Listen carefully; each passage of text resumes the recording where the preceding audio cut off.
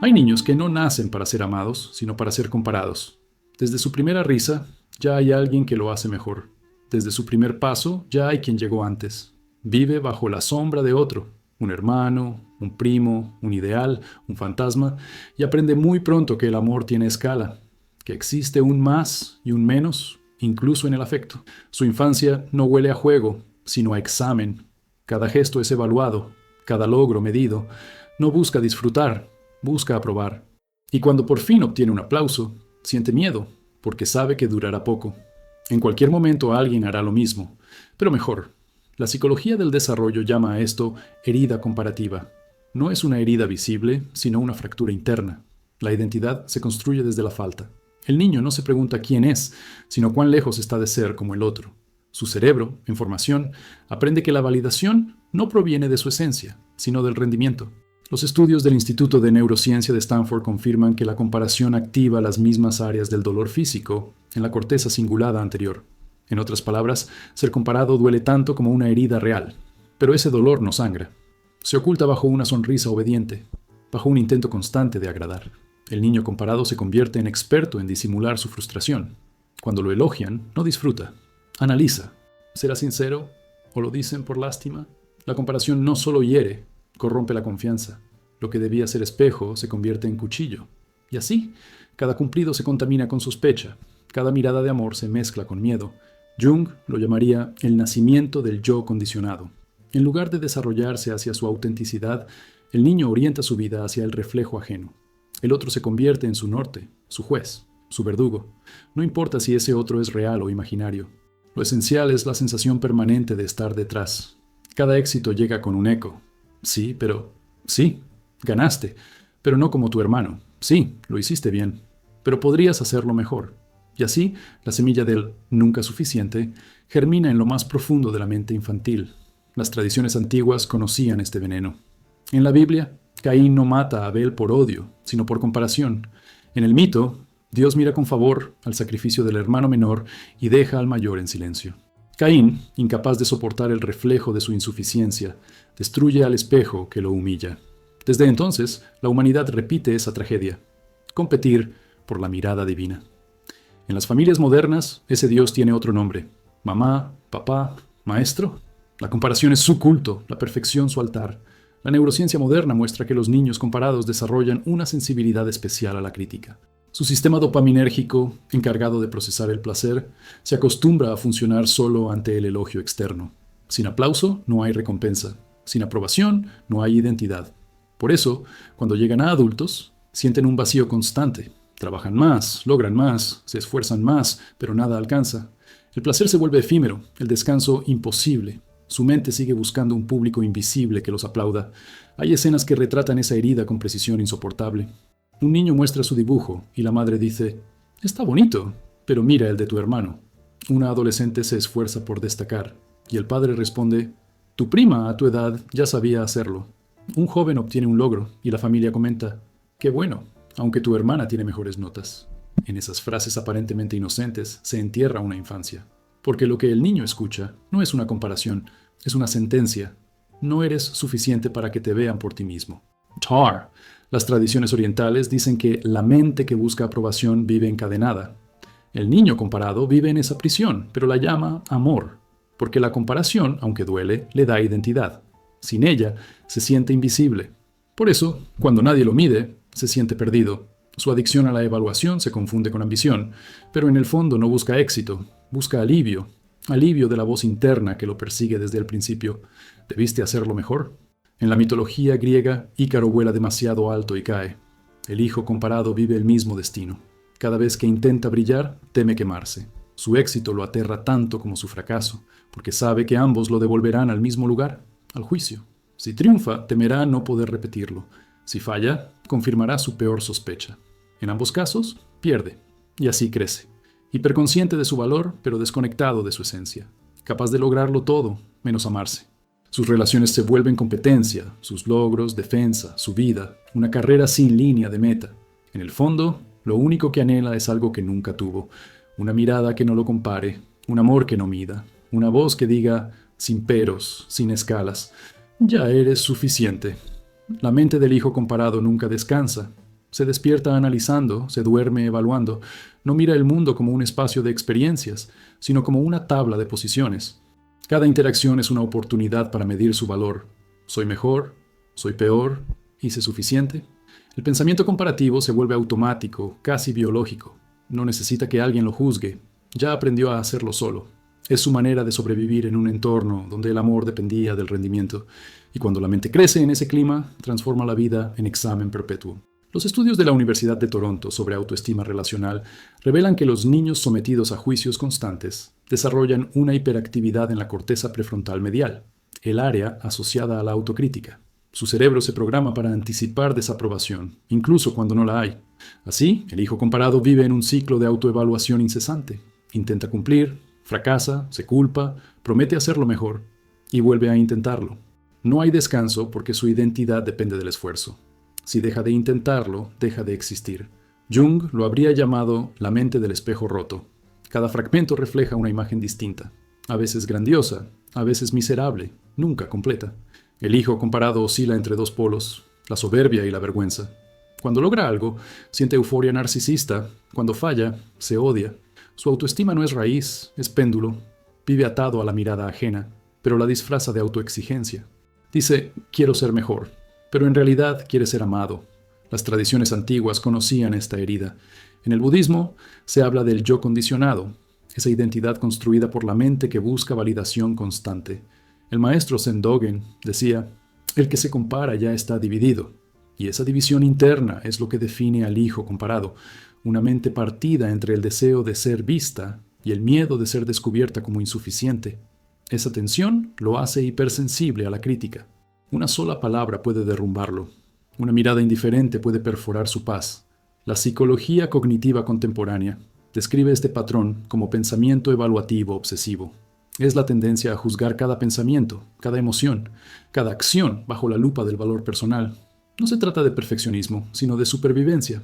En su infancia, el hijo comparado aprendió que solo merecía atención cuando destacaba. Su mente asoció aprobación con existencia. Por eso, incluso cuando nadie lo evalúa, él lo hace por costumbre. La voz crítica interior se vuelve su banda sonora. Hay escenas que lo retratan con precisión quirúrgica. Un adolescente que revisa 1000 veces su mensaje antes de enviarlo, temiendo parecer tonto. Una mujer que no puede disfrutar de su éxito porque alguien más lo hizo con menos esfuerzo. Un hombre que se disculpa incluso cuando no ha hecho nada malo. Todos comparten la misma raíz, la mente comparativa que no sabe descansar. La neurociencia emocional revela que este patrón agota el sistema dopaminérgico. La búsqueda constante de aprobación genera picos de recompensa seguidos de vacíos intensos. La mente se vuelve adicta a la validación, pero cada dosis dura menos. Por eso, el hijo comparado siente que nunca es suficiente. No importa cuánto logre, el placer se desvanece en segundos. Detrás del logro llega el pensamiento, pude hacerlo mejor. Tal. Es la trampa perfecta del ego herido. Perseguir una meta que se aleja cada vez que se alcanza. En la mitología griega, Sísifo empuja eternamente una piedra montaña arriba solo para verla caer. Así es la mente del hijo comparado. Sube con orgullo, cae con culpa y vuelve a intentarlo. No porque quiera, sino porque no sabe hacer otra cosa. La comparación se convierte en su identidad. Incluso cuando decide dejar de competir, lo hace comparándose con los que lograron hacerlo antes. La paradoja es total. Su libertad también está medida. Las tradiciones sufíes enseñan que la mente que busca, valía fuera de sí, se convertirá en mendiga del mundo. Y el hijo comparado es ese mendigo elegante. Puede tener éxito, belleza, talento, pero su hambre nunca se sacia. Se alimenta de migajas de reconocimiento. Necesita likes, elogios, notas altas, ascensos. Cada aplauso es un parche sobre la herida, pero ninguno la cierra. Porque el problema no está en cuánto logra, sino en para quién lo hace. La filosofía contemporánea lo resume en una frase de Byung-Chul Han: el rendimiento es el nuevo rostro de la obediencia. El hijo comparado no obedece por miedo, sino por necesidad de amor. Trabaja sin descanso, no por ambición, sino por ansiedad. Y lo más cruel es que su esfuerzo no busca felicidad, sino alivio. Cada meta alcanzada solo le otorga un instante de tregua antes de la próxima medición. La única salida es el silencio interior. Pero para quien creció midiéndose, el silencio es insoportable. Sin comparación, no sabe quién es. Por eso, su verdadero reto no es alcanzar la perfección, sino soportar la imperfección sin huir, mirarse al espejo roto sin intentar corregirse, dejar que la voz crítica hable y no obedecerla, porque la mente que vive midiéndose no necesita más logros, sino descanso. Y el descanso comienza el día en que decide, por primera vez, no ser mejor que nadie, solo ser. Hay cuerpos que aprenden a tensarse antes que a crecer. Cuerpos que, desde la infancia, se convierten en recipientes de expectativas ajenas. El hijo comparado no solo siente la presión en la mente, la encarna. Cada juicio, cada mirada desaprobadora, cada elogio condicional se deposita en sus músculos, en sus huesos, en su respiración. Es un cuerpo que vive esperando examen, que nunca se entrega al descanso porque teme que el descanso se interprete como fracaso. No se mueve por placer, sino por deber. No respira para vivir, sino para rendir. La neurobiología del estrés lo explica con crudeza. Cuando el cuerpo se somete a exigencia constante, el eje hipotálamo-hipófisis-adrenal se activa sin pausa, liberando cortisol. Lo que debería ser una respuesta puntual al peligro se convierte en estado permanente. El hijo comparado, incluso en calma, siente el pulso del peligro. Su corazón late como si huyera de algo invisible. El sistema nervioso no distingue entre un depredador y una crítica. Reacciona igual. Así, su cuerpo se vuelve campo de batalla. Jung hablaba del símbolo del peso invisible, aquello que no se ve, pero define la forma de quien lo carga. El hijo comparado lleva en los hombros las expectativas de una familia, de una cultura, de un linaje. Sé mejor. Hazlo como él. No decepciones. Frases pequeñas que se convierten en mantras de opresión. Su cuerpo se adapta. Pecho rígido, mandíbula apretada, sonrisa forzada. Incluso la postura revela el miedo. Porque el cuerpo, más que un medio, es su confesión silenciosa. Las tradiciones orientales lo llamarían energía bloqueada. En el chi o en el prana, esa energía que debería fluir se estanca bajo la presión del deber. El hijo comparado no sabe moverse sin tensión. Camina rápido, come rápido, respira corto. Sus músculos no conocen el reposo. Y cuando intenta relajarse, siente culpa. Porque su cuerpo ha sido entrenado para servir al ideal, no al bienestar. Incluso el placer le parece sospechoso. Se permite disfrutar solo si lo ha ganado. De lo contrario, lo interpreta como debilidad. Las investigaciones de la Universidad de Harvard sobre trauma relacional sostienen que el cuerpo humano se convierte en el primer medidor del amor recibido. Los niños que viven bajo crítica constante desarrollan patrones respiratorios de contención. Inhalan más de lo que exhalan, como si retener el aire fuera una forma de retener el afecto. En la adultez, esa contención se traduce en ansiedad, fatiga crónica, insomnio. El cuerpo no descansa porque teme desaparecer si deja de rendir. Hay escenas cotidianas que revelan esa carga. Una adolescente que estudia hasta la madrugada, aunque sus ojos se cierren. Un hombre que se obliga a sonreír en reuniones mientras su espalda duele. Una mujer que, al lograr algo importante, siente alivio en vez de alegría. Todos tienen algo en común. Sus cuerpos no les pertenecen. Son instrumentos de validación, templos del deber, santuarios del todavía no basta. La espiritualidad cristiana enseña que el cuerpo es templo del Espíritu Santo. Pero para el hijo comparado, el cuerpo no es templo, es altar de sacrificio. Ofrece su energía, su descanso, su salud a cambio de aceptación. Cada vez que dice sí cuando quiere decir no, su cuerpo paga el precio. Cada vez que calla por miedo a decepcionar, su garganta se endurece. Cada vez que intenta sostener una imagen perfecta, su columna se curva. El cuerpo registra todo lo que el alma no se atreve a expresar. En la cultura moderna, este sufrimiento se disfraza de éxito. Admiramos a los que no descansan, a los que dan todo de sí.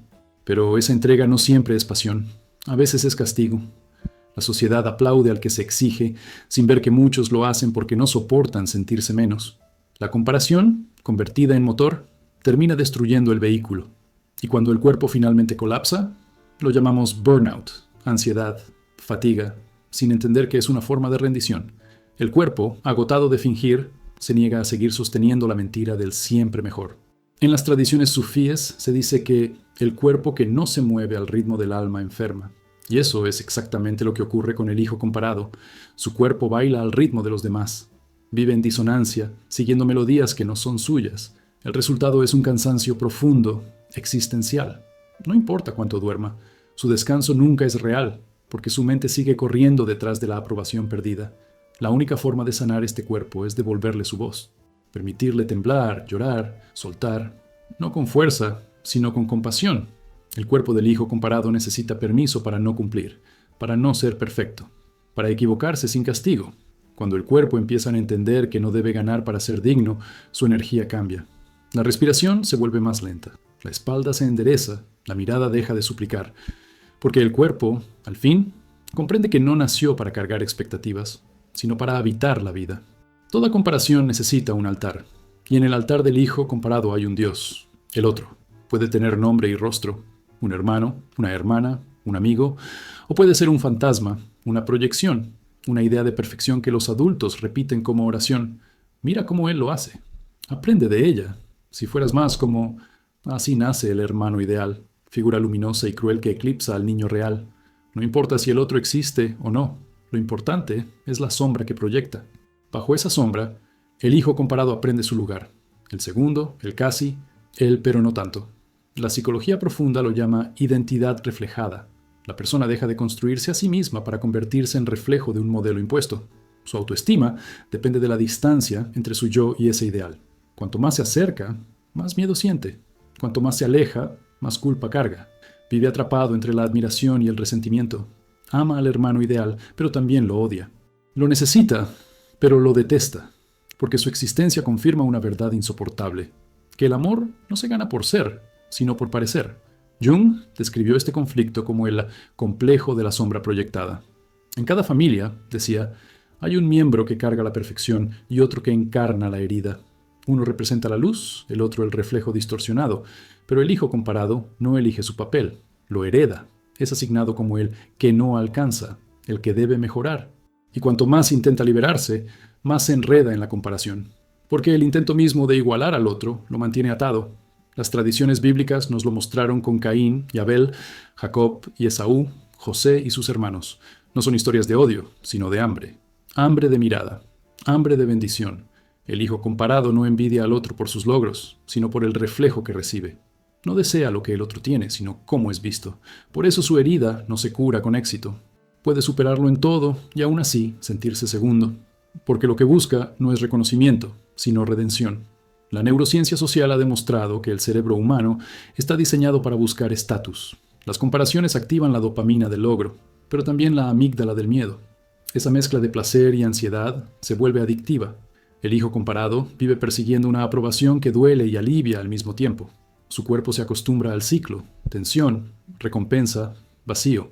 Lo que para otros es estímulo, para él es supervivencia. No compite por ganar, compite para no desaparecer. Hay escenas que revelan la magnitud invisible de esta herida. Un niño que sonríe cuando su hermano es elogiado, pero se muerde los labios al escuchar su propio nombre. Una adolescente que finge desinterés para no parecer envidiosa. Un adulto que evita destacar porque teme despertar la comparación. Todos ellos viven en el mismo laberinto emocional, el amor condicionado. No saben recibir sin medir, no saben admirar sin doler. En la filosofía estoica se enseña que la envidia nace del error de creer que el bien ajeno nos roba algo. Pero el hijo, comparado, no siente envidia, siente amenaza. La existencia del otro le recuerda su propia insuficiencia. Su mente repite una ecuación. Si el otro brilla, yo me apago. Si lo aman a él, me olvidan a mí. Este pensamiento lo persigue incluso en la adultez. Puede amar profundamente, pero siempre teme no ser el favorito. Cada relación se convierte en escenario de su herida original. La cultura moderna agrava el mito del hermano ideal. Las redes sociales han multiplicado los espejos. Ya no se compara con uno, sino con miles. Influencers, colegas, desconocidos perfectos. El mundo entero se ha convertido en familia simbólica donde todos parecen mejores. El hijo comparado ya no busca amor parental, busca validación digital. Pero el vacío es el mismo, solo cambió el decorado. Las tradiciones orientales advierten que la liberación llega cuando uno deja de mirar al reflejo. En el Bhagavad Gita, Krishna dice, cumple tu deber sin mirar el fruto. Pero el hijo comparado no sabe hacerlo. Su mente fue entrenada para medir. El fruto es su oxígeno, y sin él siente que muere. Romper con la sombra del hermano ideal requiere algo más que voluntad. Requiere duelo. Duelo por la infancia que no fue vista, por el amor que nunca llegó sin condiciones. Y cuando finalmente empieza a mirarse sin filtro, descubre algo devastador, que el hermano ideal tampoco existe, que aquel modelo, aquella figura inalcanzable, también fue una invención. Tal vez el otro también sufría bajo la presión de ser el bueno, el perfecto. Tal vez ambos fueron víctimas del mismo espejo roto. Y en ese descubrimiento, el hijo comparado comienza a perdonar. No al otro, sino a sí mismo. Porque entiende que nunca hubo una carrera, solo una herida que se heredó en silencio. Entonces el reflejo pierde fuerza, la sombra se disuelve, y en el vacío que deja aparece algo nuevo, una voz interna que por primera vez no compara, no exige, no evalúa, solo dice, con una calma que asusta y alivia. Ya no necesito ser mejor que nadie para existir. El hijo comparado no nace solo en una familia, nace en una cultura, una que mide, clasifica y premia, una que confunde el valor con la productividad y el amor con la aprobación. Desde la escuela hasta el trabajo, todo está diseñado para reforzar la lógica del mérito. Hazlo mejor, destácate, sé el número uno. Así, la herida individual se convierte en sistema. Lo que comenzó como un eco familiar se transforma en el lenguaje del mundo. Y el mensaje es claro: si no eres el mejor, no eres nadie. La psicología social contemporánea lo llama síndrome del rendimiento perpetuo. El individuo aprende a relacionarse consigo mismo como una empresa que debe dar resultados. No importa lo que siente, sino lo que logra. La mente moderna es contable. Suma likes, calcula logros, compara cifras. Todo se traduce en métricas. Y en esa ecuación, el alma no tiene cabida, porque lo que no puede medirse no existe. Jung habría dicho que vivimos en la era del arquetipo del héroe neurótico, el que nunca descansa, el que siempre avanza, el que sacrifica todo por demostrar que puede. Pero el héroe del mérito no busca gloria, busca redención. Su batalla no es contra el fracaso, sino contra la vergüenza. La sociedad lo aplaude, lo celebra, lo convierte en modelo, sin notar que detrás de su éxito hay una voz que lo devora. Si te detienes, dejarás de valer. Las tradiciones antiguas conocían este peligro. En el taoísmo se enseñaba el Wu Wei, la acción sin esfuerzo, la armonía con el flujo natural. Pero Occidente eligió el opuesto, la acción incesante, el esfuerzo como identidad. El hijo comparado se adapta perfectamente a este sistema. Su herida se vuelve combustible. Su miedo a no ser suficiente alimenta la máquina de la productividad. Trabaja más, rinde más, obedece más. Lo llaman disciplina, pero es ansiedad institucionalizada. Los estudios de la Universidad de Yale sobre autoestima cultural revelan que las sociedades más orientadas al mérito presentan mayores índices de depresión y burnout. El cerebro humano no está diseñado para vivir bajo evaluación constante. Cada comparación activa el sistema de amenaza, reduciendo la serotonina y aumentando el cortisol. En otras palabras, el éxito nos está enfermando, pero nadie lo admite, porque la enfermedad está de moda. El cansancio se ha vuelto símbolo de prestigio. Hay escenas que lo muestran con precisión clínica. Un joven que presume no dormir para alcanzar sus metas. Una mujer que llora de agotamiento mientras dice sentirse agradecida por el trabajo. Un niño que teme decepcionar antes de entender qué significa fallar. Todos ellos repiten el mismo credo: rindo, luego existo. El valor humano se ha confundido con el valor de mercado, y cuanto más producimos, menos nos sentimos valiosos. La espiritualidad cristiana advierte: ¿de qué sirve ganar el mundo si pierdes tu alma? Pero en la sociedad del mérito, esa pregunta suena obsoleta. Nadie quiere el alma, todos quieren la validación, y el alma, ignorada, se apaga lentamente, porque la comparación constante no deja espacio para la contemplación. No hay pausa para la gratitud, ni silencio para el asombro. Solo avance, solo rendimiento. El filósofo Byung-Chul Han lo describe como la era del cansancio. Dice que el sujeto contemporáneo ya no es explotado por otros, sino por sí mismo. El hijo comparado se convierte en su propio verdugo.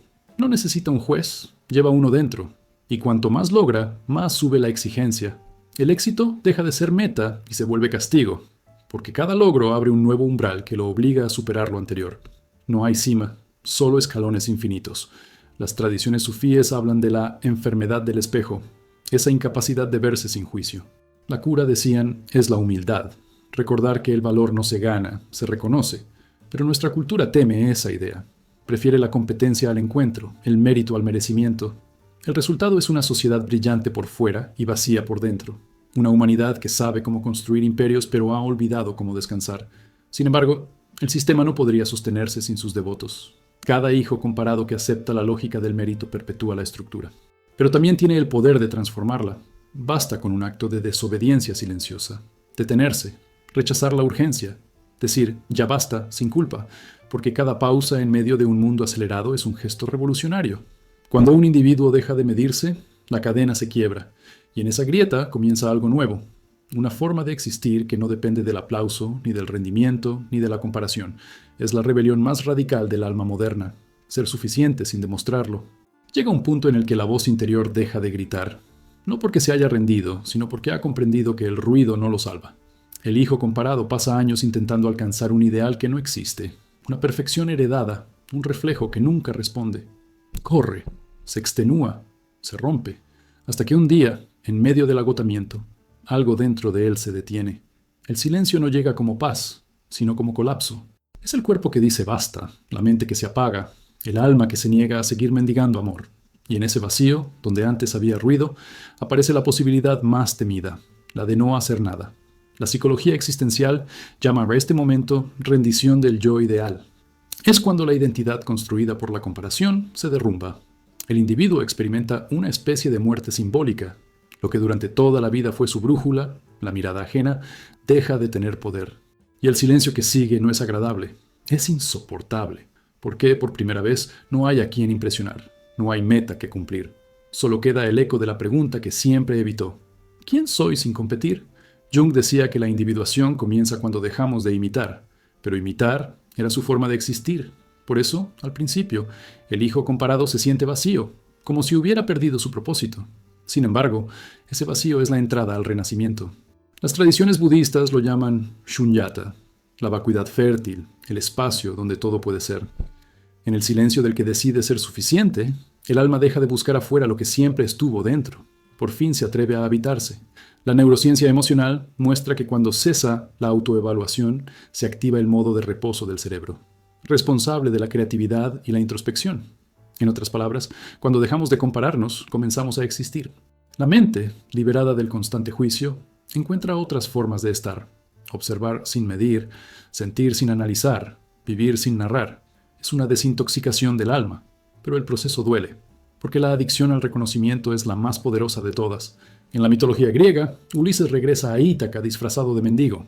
Nadie lo reconoce, y solo entonces puede reencontrarse con su esencia. Así es el regreso del hijo comparado. Llega a su propio corazón sin títulos ni medallas, y se encuentra con lo que siempre evitó mirar. Un niño cansado, pero aún vivo. Un niño que no necesitaba ser brillante, solo visto. Ese reencuentro es el inicio de la verdadera libertad, porque cuando el alma se mira sin exigencia, se perdona. Y donde hay perdón, hay descanso. Las tradiciones cristianas dicen que la verdad os hará libres. Pero la verdad no llega como revelación grandiosa. Llega en silencio. Es la certeza de que no hace falta ser más para merecer amor, que la perfección era una jaula dorada, que el valor no se gana, se recuerda. El hijo comparado descubre que el amor que buscaba no era el de los demás, sino el suyo propio, enterrado bajo capas de juicio. Hay escenas que encarnan este despertar. Una mujer que decide dejar de explicar sus logros. Un hombre que elige trabajar menos para poder respirar. Un adulto que mira sus cicatrices y, en lugar de avergonzarse, las acaricia. No hay aplausos, no hay testigos, no hay trofeos, solo quietud. Pero en esa quietud, el alma se siente completa por primera vez, porque ya no necesita medirse, ni justificarse, ni competir, solo estar. La filosofía taoísta enseña que el sabio no se compara, y por eso no sufre. En la práctica, esto no significa indiferencia, sino madurez espiritual. El hijo comparado no deja de admirar, pero ya no se pierde en el reflejo del otro. Ama sin medir, trabaja sin demostrar, vive sin rendir cuentas. Su existencia deja de ser argumento y se vuelve experiencia. Las tradiciones sufíes hablan de la paz del corazón silencioso, esa serenidad que aparece cuando cesa la necesidad de ser alguien. El hijo comparado, que pasó la vida intentando ser mejor, entiende al fin que no hay jerarquía en el alma. Nadie es más valioso que nadie, solo hay diferentes formas de existir, y en ese entendimiento la comparación pierde sentido. La mente, antes afilada por la exigencia, se vuelve suave. La voz interna deja de castigar y se convierte en guía. Y entonces sucede algo extraordinario. El silencio deja de ser vacío y se convierte en presencia. No hay euforia, ni fanfarria, ni redención cinematográfica. Solo un suspiro profundo. El primero verdaderamente libre. Porque quien decide ser suficiente ya no necesita ser héroe, ni mártir, ni ejemplo. Solo humano. El hijo comparado muere en ese instante. Y nace el ser completo. Uno que no compite con su pasado ni con su reflejo. Uno que entiende que el amor no se conquista, se permite. Uno que, al fin, puede mirar al cielo sin pensar en lo que falta, sino en lo que es. Y en ese silencio final, el mundo parece detenerse un segundo. No hay ruido, no hay medida. Solo la certeza suave de haber llegado a casa. Sin trofeos, sin testigos, sin comparaciones. Porque al final, lo más revolucionario que puede hacer un alma herida es decidir que ya es suficiente.